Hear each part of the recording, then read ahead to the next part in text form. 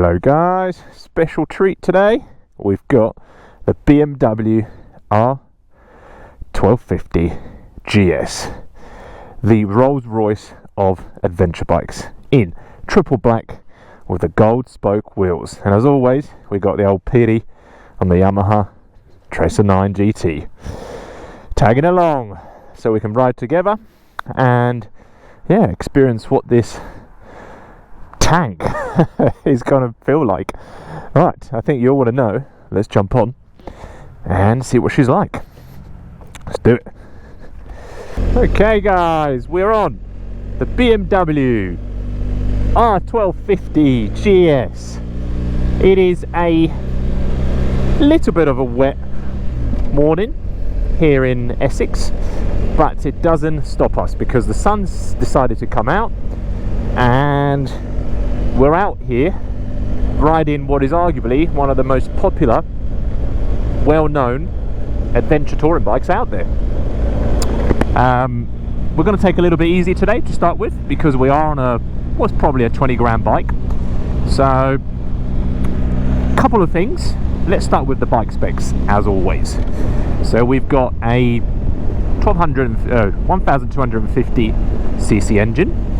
We've got a liquid cooled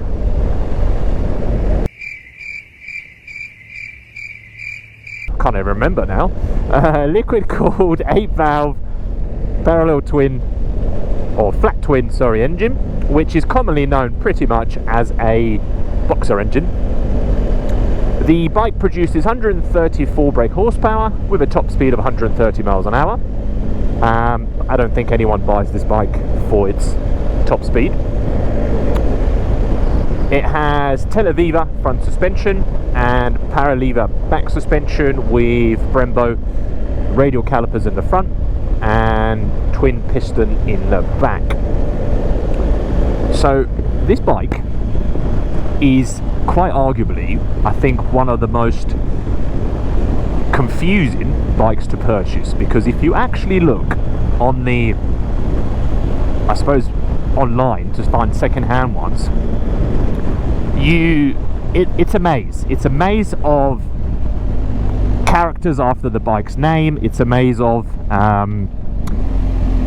essentially sort of what spec you want it, what kind of bike it is. Like, it's got TE, it's got adventure, it's got all sorts of specs that you can add to the bike, which make it extremely confusing if you just want to purchase it. So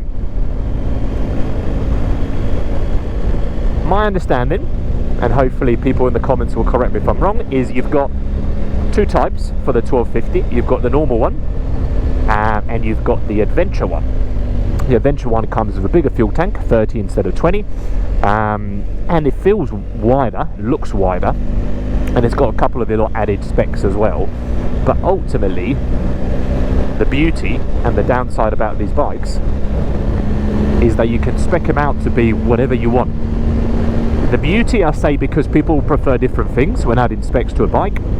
The downside is that very quickly, for the base model of this, not the Adventure, the base model, which is £15,000, just shy of, that 15 grand very quickly adds up to 20 once you start adding all the packages, accessories and features that you like. So do bear that in mind.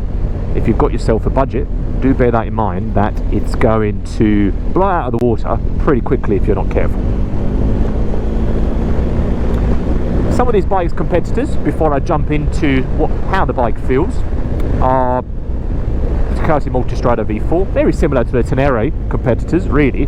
Ducati Multistrada V4, you've got the Honda Africa Twin, the 1100cc, and then you've got the KTM Super Adventure 1290S.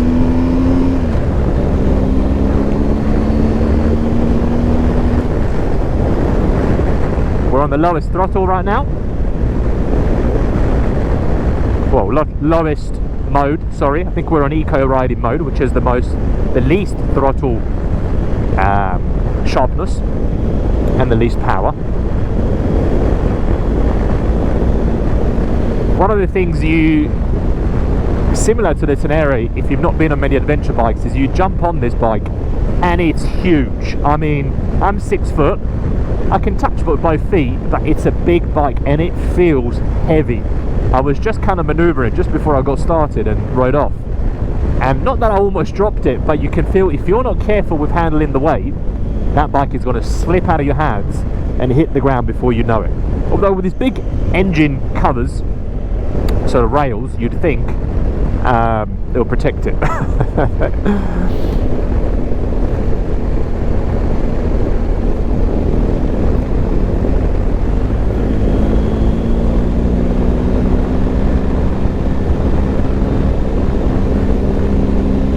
Suspension feels lovely. I'm not sure what mode it's in. I've left it as it is, but it seems to...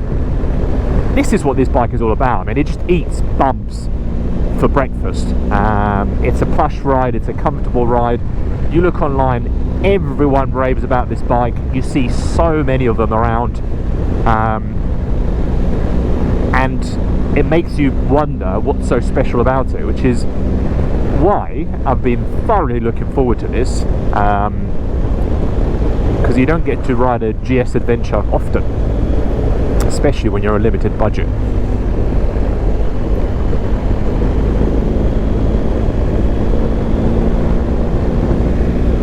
The seating position is extremely comfortable. I could easily spend hours and hours and hours upon the saddle. The seat is comfortable.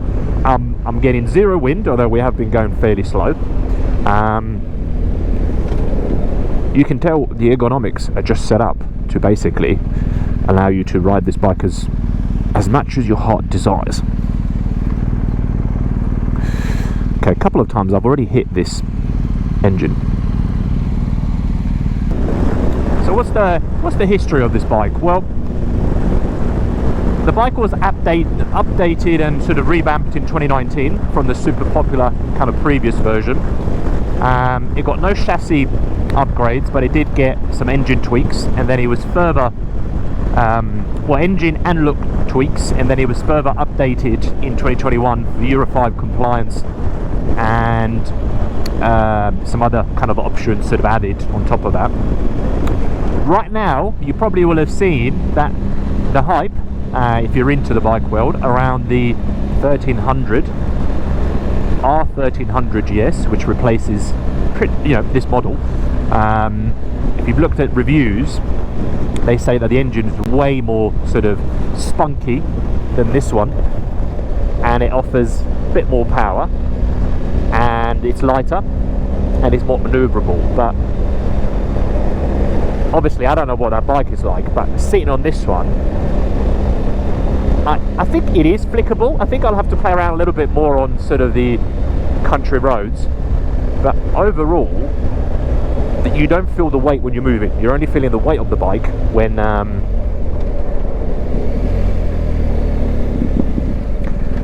you're kind of moving it, really.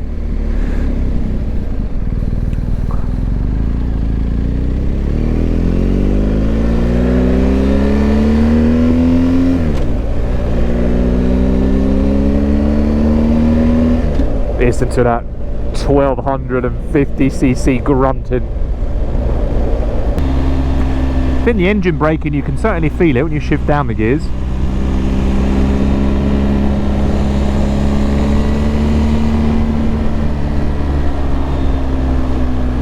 I think on average this bike gets 47 miles per gallon, although people online say it's a little bit more. And as I mentioned, this one has a 20 litre tank with a total range of 209 miles or so.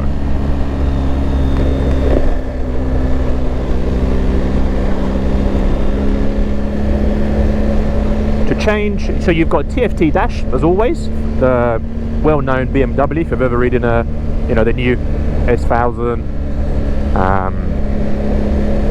or the XR or the SX, they've got endless models, BMWs, but you'll notice that the TF dash is the same throughout. You've got the usual spinny wheel controls on the left hand side, and then the way to change the modes on the right, with hand warmers,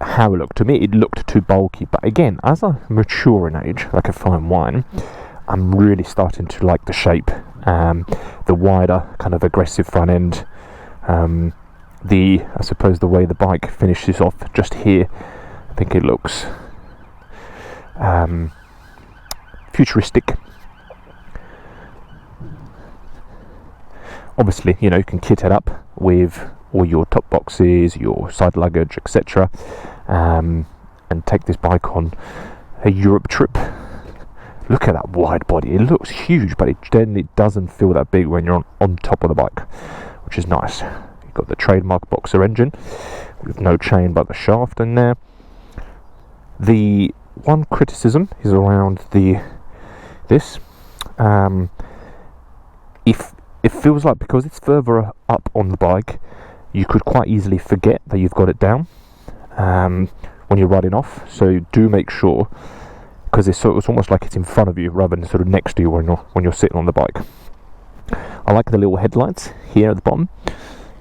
I didn't even check if they're on it when the bike's on. So if we turn her on, what happens? Do they come on? Yes, they do. Look at that. Right, let's jump back on. Put it up on a different mode and try and step it up a notch now that I get a little bit more comfortable on the bike. Okay, we're back on, and we have moved from rain mode to dynamic. Now that we've got a little bit more comfortable on the bike, and already there's a greater grunt in the engine. You can just hear it.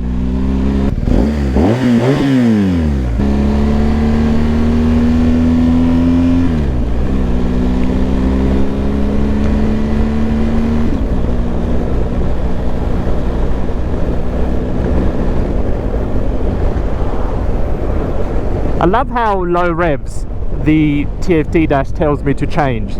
It's like, no, I'm not going into fifth at less than 3,000 revs. No chance. I like a little bit of a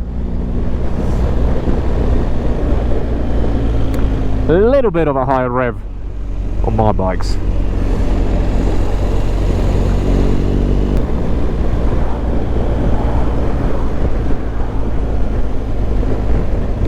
We're going to do a little motorway run in a minute, just to see how the bike behaves and performs on the motorway, because it's obviously going to be, as much as we'd all love to ride on empty country roads, realistically, you know, there's got to be some city riding, some country riding, and some boring motorway riding. This bike also has cruise control, just to let you know, which can be accessed through here on the left hand side.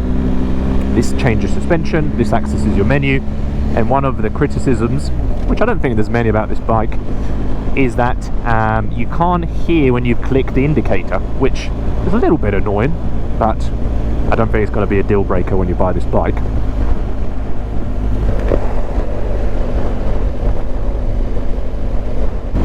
I'm actually quite pleasantly surprised about how it attacks corners, not attacks, but how it kind of dips its very heavy front end into corners. I think they've done a beautiful balance,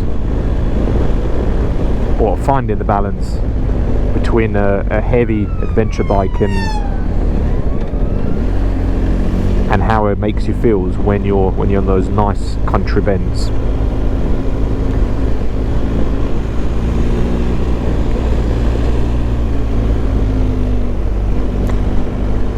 The only comparison I have, I think, on this bike, a little bit on the Tenere, but more so on the KTM 1290 Super Adventure, which I rode some time ago now. I never did a video on it, and I would like to go back to it, but that one has a bit more power and a bit more kind of sportiness in comparison to this one.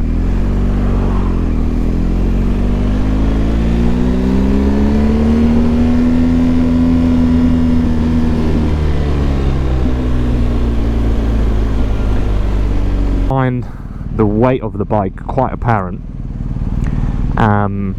Was also slightly conscious about how wide it is when cutting through traffic, but I guess you sort of become more accustomed to it the more you have this bike. Which kind of brings me on to a point. I remember I went to the Birmingham Motorcycle Show, and it had a BMW section, which I think was actually the biggest section in that whole show, which was quite impressive really. But it had people riding these GS's on a sort of what looked like a BMX track, and it's so impressive the control that these people have on these massive bikes. It is just literally outstanding. They're like, you know, going 5-10 miles an hour on these ramps in front of hundreds of people and making the bike look like it weighs 5 kilos, and it's not a 1300cc engine. It's mental. Okay, we are out of that mess. Oh, that was horrible. They've shut the A12, which is kind of the main road that gets you everywhere really. So we had to turn around, come back the way we came from, and now we've got a alternative route. Sorry dealership, I'm going to be a little over the hour that was allocated towards my slot, but sometimes you can't predict these things, can you? Means I get more time on the bike. A couple of things just while I've been sort of riding quietly in the background. First gear is not very tall, long. I don't know what the right definition is, meaning at 30 or 40 the bike's going to want to switch, which is understandable. You know, we've got 6 gears.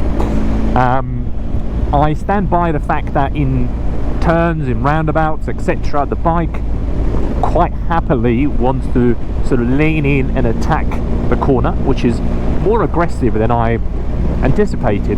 Actually, I wasn't expecting a bike of this size and weight to do that pretty much.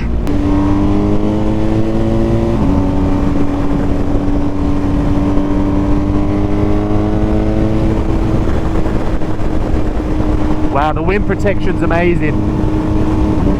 I am feeling absolutely nothing at slightly above the speed limit, I'm going to say, because that will be blocked out.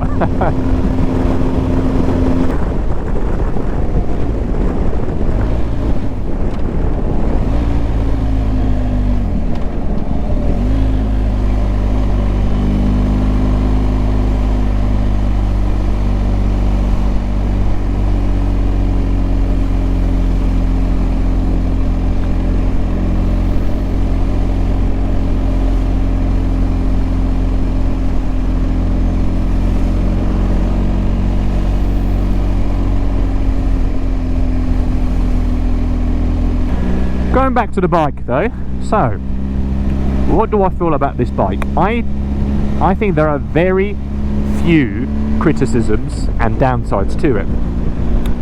I think, apart from the little things I've mentioned already, which is the side stand, a little frustrating, you know, some of the clunky-ish things like the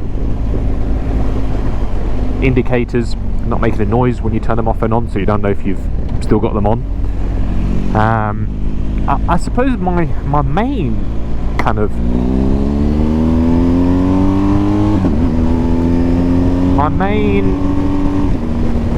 not concern, but something I'm experiencing right now as I'm riding a bike, is that it doesn't lack character, but it's not giving me oomph. Like it does everything well, if that makes sense, instead of wow me in a specific factor. And I'm going to probably annoy a lot of people. I think the KTM 1290 Super Adventure S did that for me in comparison to this bike. So perhaps I'm not ready yet. To me, that indicates that I'm not quite ready to make the full switch from a sport bike to full-fledged sports tourer. To me, that means I still want a little bit of that edge, which it's telling me, again, MT10 or Super Adventure S or Super Duke GT, which is my next. I really want to test ride it so bad, because I think it looks awesome. The color scheme's brilliant in that black and orange, and it seems to have the best of both worlds between naked and its bigger brother, the Super Adventure S. So I would really like to try it. But would I buy this bike? I mean, without a shadow of a doubt. Would I buy it to, you know, ride around town? No. I would buy it to go on some fat off long distance trips and get some miles under my belt and some experiences in different terrains, for example, you know, etc, etc. That's what I would buy this bike for. But I do think once you start adding all the specs and the packages and etc etc, which so many brands are doing now, nothing comes standard anymore, you have to be a little bit careful, because you're going to end up with a big old check, and your original anticipated 15k price is going to be now 20,000. For example, the quick shifter and the down blipper, you need the dynamic pro package, which adds a couple of extra things, but that's 1,600 I think on top of the asking price of the base model, which is not cheap. But the ride is flawless. You know, the ride is flawless. I would like, although it's got a 1300cc, the 1250cc engine, I would like more power. I don't know why. Maybe it's just because I'm, you know, more kind of acceleration. But I guess it's because I'm used to, you know, my bike, the 848, and I've been riding some pretty big bikes lately. But again, this is not meant to wow you in the speed and acceleration factor. It's meant to ride you in the comfort, the ride, the plushness of the ride, and it does all that without question. So if you've not ridden one of these before and you've been tempted, and given this is probably a good time because its newer updated model is coming out, I think jump on one of these. You'll probably find some bargains actually, because people, you know, you get those individuals that as soon as they get a new model they want to trade up straight away, like, oh, iPhone 15 is coming out, my 14 works great but I'm going to upgrade anyway. You're going to be able to find some good deals, I think. So look second hand, test ride it first. If you like it and you want to buy it, look second hand, and I think you'll be able to snap one up decent. So that's it, guys. I'm going to love you and leave you there. Hopefully you've enjoyed the video. As always, like and subscribe.